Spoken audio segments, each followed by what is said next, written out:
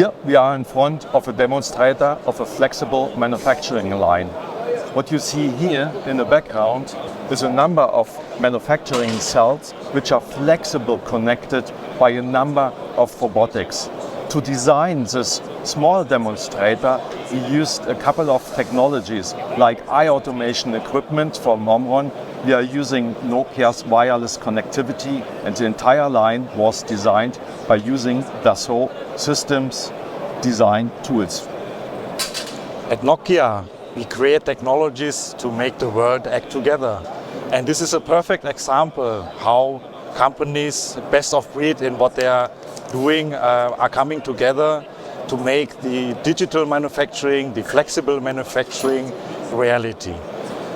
Omron, Nokia, Dassault Systèmes are showcasing at this booth the situation where physical world production is connected to the virtual world through a reliable private 5G network. And we are looking forward actually to make this happen also in a more ecosystem play, because we believe no one can do this together, only when many companies who do the things best come together and do this type of collaboration.